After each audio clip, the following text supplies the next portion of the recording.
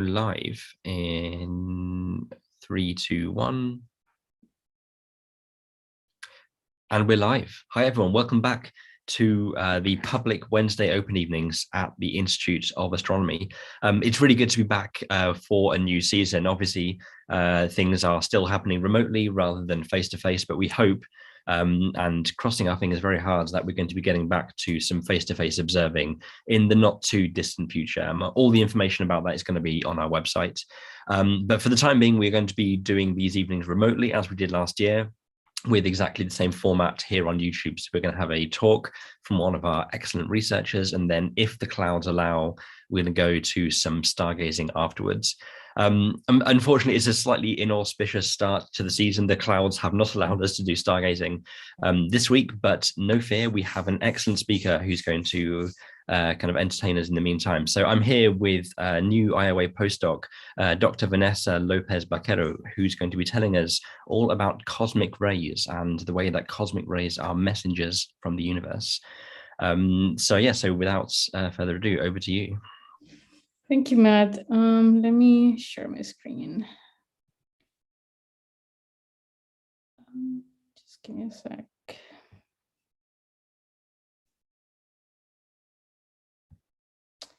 Okay, well, thank you, Matt, for the invitation and, to give the inaugural talk of the season. And as you said, so today we'll be talking about cosmic rays and how can we see them as messengers of the universe.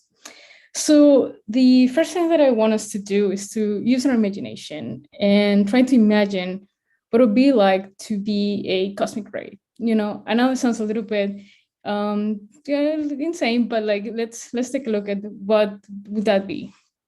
So, the first thing I want us to imagine is, what if we could travel at almost the speed of light? Imagine traveling the universe at almost the speed of light.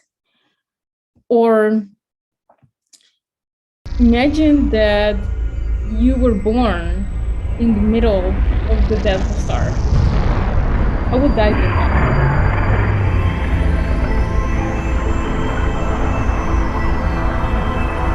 like? Or also, what would happen if you were the most energetic entity in the universe? So of course, for us humans, we can just imagine, but for cosmic rays, this is the reality. They travel at almost speed of light. They were born in these crazy environments, and they're very energetic. So what I propose for us today is that we can discuss about what cosmic rays are and where do they come from, what information do they actually carry.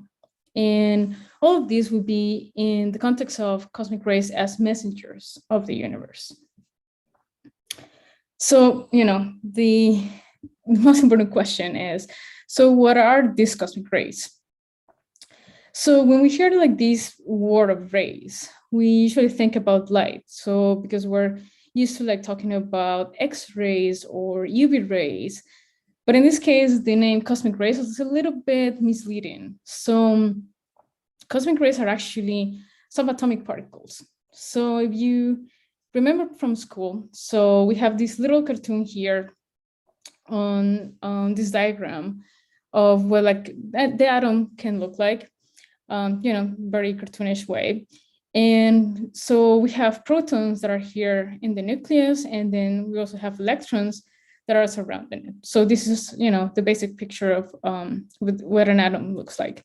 So cosmic rays are exactly this, subatomic particles. So depending on their energy, they can be protons like this, or they can have a little bit more structure like helium or heavier nuclei, or they can also be a little bit of electrons. So, and the thing about these cosmic rays is that, yes, they are subatomic particles, but they are also particles that are accelerated to the highest energies in the universe. And as I said before, they travel at really, really high speeds, almost to the speed of light. And the other definition that we're going to be using today is that cosmic rays are also charged particles. So, for example, the proton is positively charged. So we have positive particles, positively charged particles, we have negative charged particles. and negative like the electron. And one interesting characteristic and something that is going to be really important for us in this talk today is that charged particles, so positive, negative, they can interact with magnetic fields. And we'll see later why this is very important and why this has implications here on Earth. So now we can like talk about the history of cosmic rays, because it's actually very interesting. So at the beginning of the 20th century, we have this revolution in physics. We had all these experiments that were going on. We have all these magnificent results that started to appear. And one of them was the discovery of radioactivity. So we discovered that there were these substances that would actually emit small particles as they disintegrate. And the thing is, at that point, people thought that this radiation was just coming from the Earth. You know, we saw them with different substances, and you know, we just thought that they were terrestrial. But then, you know, people are very curious about stuff, and then we started to make these experiments at very high altitudes.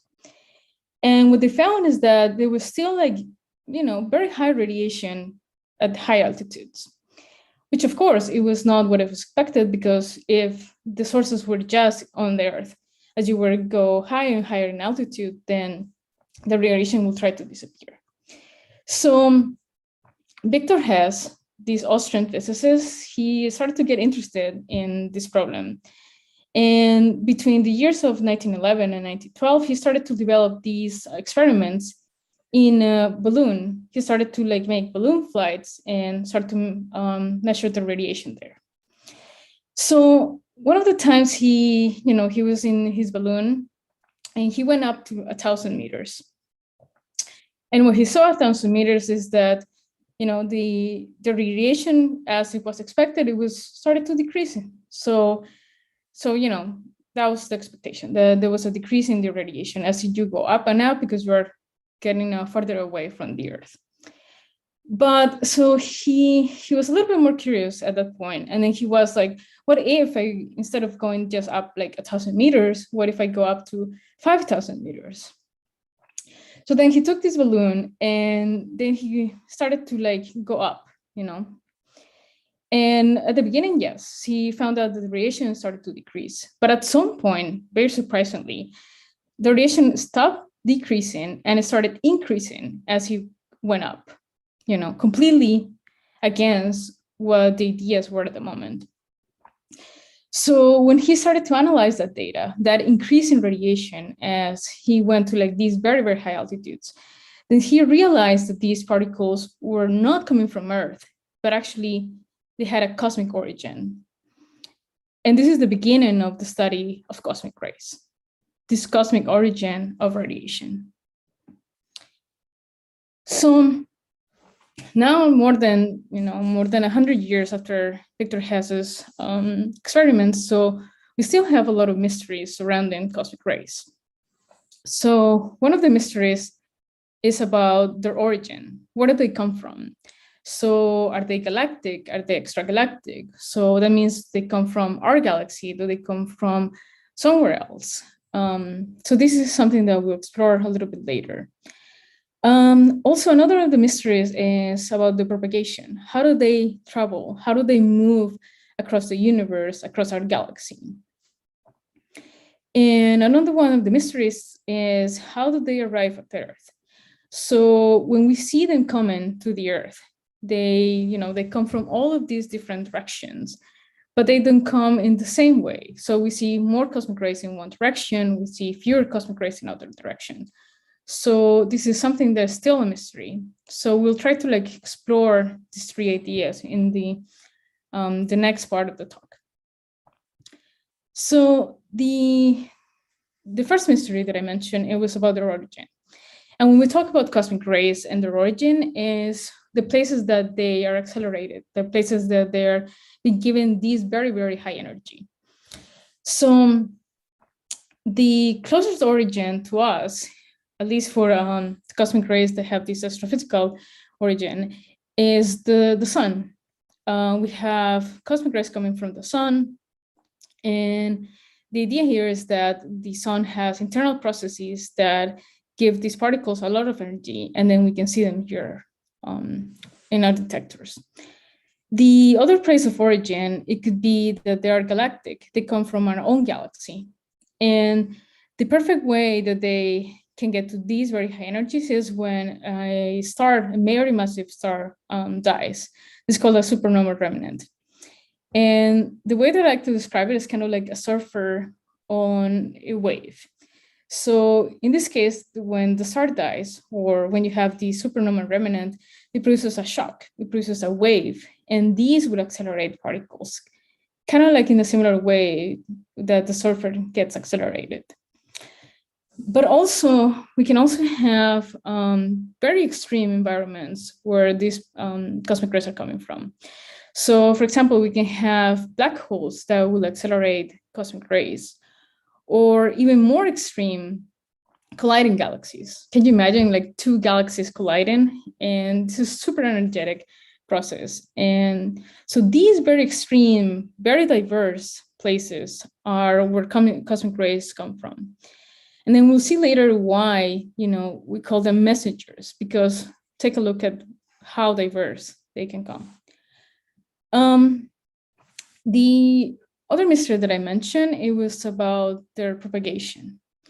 So, we talk about them being charged particles, positive, negative charge. And because of that, they interact with magnetic fields. But let's take a look at why this is important, especially when we're talking about particles coming through the Earth, to the Earth. So let's imagine that this is our galaxy, and then we have a cosmic ray that has its origin at this point A, kind of close to the center of the galaxy. And then from point A, we want this cosmic ray to get to point B, for example, where the Earth is located. So the weird thing about magnetic fields is that, for example, if the particle is injected at point A and there were no magnetic fields, no nothing, then it will just go straight to point B. But magnetic fields actually deflect particles that are charged. So instead of being just a straight line, it can actually have this crazy trajectory. So it's kind of like, when you have a maze, and then you can start in one point, and then you have all this structure to get to like the end point. So this is kind of what magnetic fields do. They impose this very strange structure, not linear, that that particles can take, different trajectories, and it's very complicated. So one thing is that what happens when you have this process, and then you're looking at how cosmic rays arrive on the Earth. So, for example, let's say that the Earth is here at point B, and then we see that a particle may come from one specific direction. But this direction where the particle, we look at the particle coming from that direction, it may not be the direction that it was injected. So here, if the particle is been observed to come from this direction, this is actually not coming from that direction, but it's actually coming from here. So this is why magnetic fields, they distort these directions where particles are coming from. And there's also, it makes it a little bit more difficult to know where their origin is. But also it can give us a lot of information. So one concept that is related to this arrival direction is the process of chaos. So chaos is very important when we're talking about cosmic rays and the way that they propagate, so the way that they travel across the universe. So I think some of us have heard about the butterfly effect. So the idea of the butterfly effect is, butterfly effect in the context of chaos is that you can have a very, very small disruption. So, just the butterfly, moving its wings. And you can have this very, very small disruption, and it can actually have monumental effects later on. So how does this butterfly effect, these very, very tiny disruption creating monumental effects later fit in the context of cosmic rays?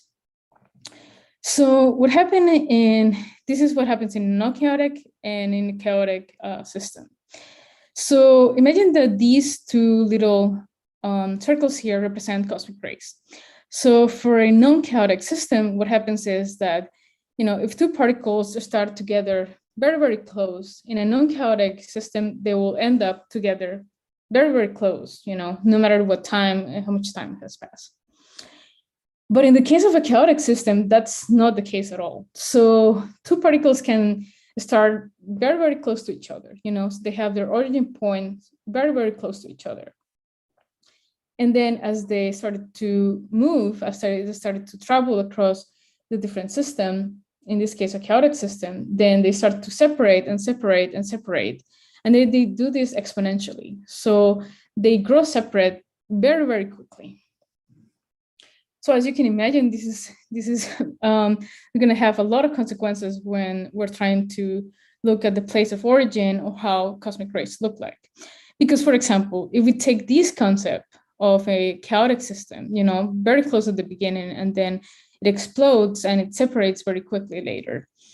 So in the case of, for example, our example here with the galaxy, so let's say that these two particles were injected at point A. Then they have this very crazy trajectory, right? That in this case is chaotic. So one particle may reach the Earth, but the other particle may have gone to the other side of the galaxy. We don't know. Or conversely, and this is the way that we actually use it, is that two particles can come to the Earth in the same direction, but this doesn't mean that they were born in the same place. This means that one could have been born here, or one could have been born in another completely different place in the galaxy. So this may sound a little bit strange, and it may sound like it's difficult to know things about cosmic rays because of these reasons. But actually, the nice thing about science is that we take problems and we use it for our advantage. So kind of look at the positive way of looking at these different problems. And this is where the idea of cosmic rays as messengers come from. Because we have discussed about their origin. We have discussed about how they propagate, where do they propagate. So the idea behind them as cosmic messengers is that, for example, we know or we have some idea where they may come from. So we can actually learn characteristics about the sun. We can learn characteristics about these exploding stars. We can learn characteristics about black holes, also about the traveling medium. So we can learn how the galaxy is. Or, for example, I also mentioned chaos, so we can learn about these basic processes using just cosmic rays. So yeah, it may be difficult to know where they come from. It may be difficult to know how to propagate, but this is also giving us a lot of information about how the universe is. And the nice thing is that because they arrive at the Earth, then we have them as our messengers that deliver these very intricate messages from all around the universe. So I invite you to, next time that you are outside, just looking at the sky or just walking or something, just think about how cool it is, how amazing it is that, you are getting all these messages from the universe just when you go outside and, walk or stare at the sky. Thank you. I'll take questions right now. Wonderful. Thank you so much, Vanessa. Like I said on the YouTube chat, those of you watching on your laptops, you should see a little kind of chat doodad over there on the right-hand side. I hope I'm pointing right. And so if you just put your question for the speaker in there. One question actually someone tweeted at us. They want to know, are cosmic rays dangerous for us here on Earth? And maybe are they dangerous for astronauts when they go to space? Yeah, I actually have a slide about it right here. That's very appropriate. Can you see it? Where are we? Yes. Yeah. Pilots, flight attendants. Yes. Yeah. So I didn't know if I will have time to talk about this, but cosmic rays can be dangerous. Most of them are not. Most of them just traverse our bodies and nothing happens. But we have to think about, what about people that spend a lot of time in high altitudes, right? So for example, in the case of pilot flight attendants, they actually have to be monitored for this, because they can't spend that much time very high up. I mean, if we're like, at normal altitudes, then it doesn't matter. But then for them, it's actually important to monitor. And also, it's also important for the future, right? Because let's imagine, like, when we have astronauts that will be in these very, very long journeys, maybe going to another planet, maybe even going to another solar system. So what will happen in those cases? We have to be actually very careful trying to like make shields and protect our astronauts, because their DNA can get damaged, their cells can get damaged. So this is something that affects people that are actually very high altitudes or are exposed to a lot of radiation. But for normal purposes, then I mean, there's no harm to us right now, unless you have one of these jobs. Interplanetary colonizer. That's very reassuring. Thank you. We have a question in from James Dawson, who wants to know, if cosmic rays paths are altered by magnetism, do they get kind of swallowed up by strongly magnetic bodies, or are they traveling too fast to be actually stopped by something strongly magnetic in space? Yeah, this is a great question, because this is something that I actually work on. So this is super appropriate. What was the name, David? James. Yeah. So actually, cosmic rays can get trapped. So they can get temporarily trapped in different systems. And what happens there is that, I mean, you can have maybe it's a little bit difficult to explain without like knowing basic facts about cosmic rays. But so depending on how strong the magnetic field is and how energetic a particle is, then there will be like an interplay between the two. So if a cosmic ray has certain energy that will be comparable in some way to the size and to like the magnetic field that you have at hand, so you can have a resonant condition. What it means is that the two of them kind of like start to fit together. And in this condition, then you can actually trap particles with magnetic fields. So there are a lot of examples. Like, for example, like you can have this made in a lab. So for example, like there are magnetic traps here on our labs to kind of like explore different energetics. And we can also find them in the galaxy. We can also find them just like around us with the heliosphere. The heliosphere is this like bubble that is created by the particles that the sun emits, and we can also see it at galactic scales, extragalactic scales. So definitely that's a very important process, and actually changes the way that particles move. So it's very relevant to their trajectories. Very, very good question. Thanks. Sean Jackson wonders if you could talk a little bit about, excuse me, a little bit about your own work, maybe a little bit about what you're working on right now. Yeah. So, well, this was so cosmic rays were the topic of my PhD research. So my topic, maybe I can put it. So what I was exploring in my PhD research is so what information we can get from the way that particles arrive on Earth. So as I mentioned, so some of these particles, they arrive on Earth, but there are places where you have more particles coming from and fewer particles coming from. And so from these, you can get a lot of information. You can know how they propagate. You can know how, like, what structures are out there.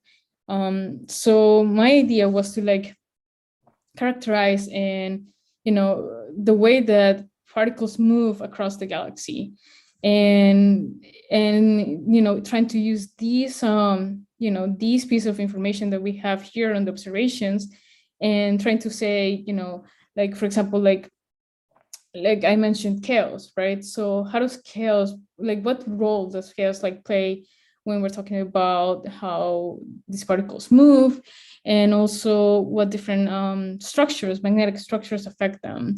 And also another part of my research was talking about turbulence. So the thing about turbulence is that it has a very rich structure to it. It's not just this like mass. When we talk about turbulence, it actually has a very rich structure. And the thing is, this very rich structure actually, like, cosmic rays are able to map this structure of the turbulence in the interstellar medium. So that was part of the research that I did in cosmic rays. Yeah. Wonderful. I'm very glad we have someone studying these things. I think a lot of astronomers, in at least my field of star formation, magnetic fields and turbulence are notoriously horrible and difficult to study. So, Yeah, I mean, yeah, some people avoid it because it complicates things, but it's actually very nice. There are a lot of things that they're not like once you get an intuition about like magnetic fields and turbulence, it's actually super rich. Like all the discussion that you can have, it's really nice. Yeah. So lots of people in the chat saying thank you for the absolutely wonderful talk, which I will second.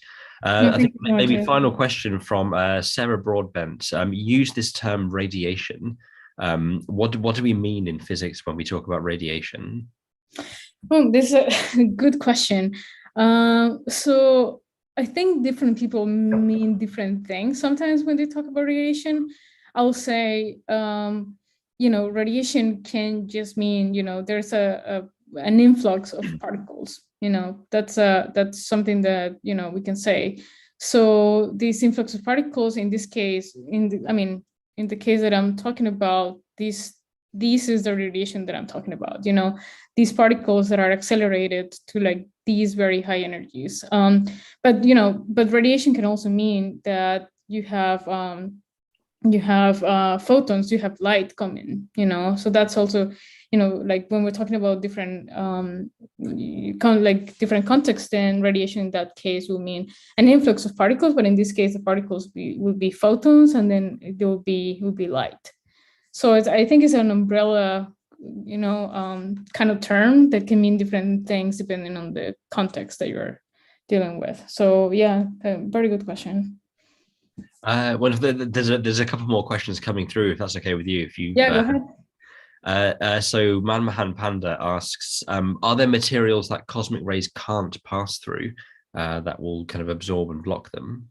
I mean, yes. I mean, yes and yes, but it depends on like the energy of the the energy of the cosmic ray, and it depends on the nature of like the material.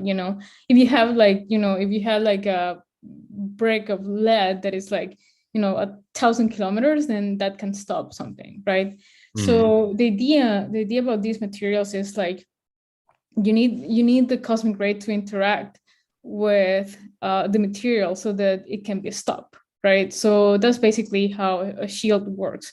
You have something that like can stop it. You can stop it just by having a lot of material, or it can stop it, for example, if you have a magnetic field, because we talk about magnetic field deflecting particles. So if you have a magnetic field like inside something, then it can also deflect it. So there are many ways of like having a shield. But basically it's just, you need to stop it, and then you need to find ways to actually stop it, or at least give it like less energy. So it can be a material that is very dense or very like thick, or you can have, magnetic fields going on, electric fields going on. Yeah, wonderful. Thank you. Kieran wants to know, do cosmic rays have any connection with the aurora borealis, the northern lights? Oh yeah. Good question. Yes, that's exactly that's exactly it. So if you see them, like these cosmic rays are deflected by the magnetic fields of the Earth, literally. So the way that I explained that here, we have this deflection by the magnetic fields on, in this case, it was the galaxy, but the Earth also has its own magnetic field. And then they deflect particles so that when they're deflected, then they come through the poles, and this is what you see. So these particles, when you see them coming from the poles, then that's what you see. These northern lights. Yeah, very good question. Wonderful. I think that just about wraps it up.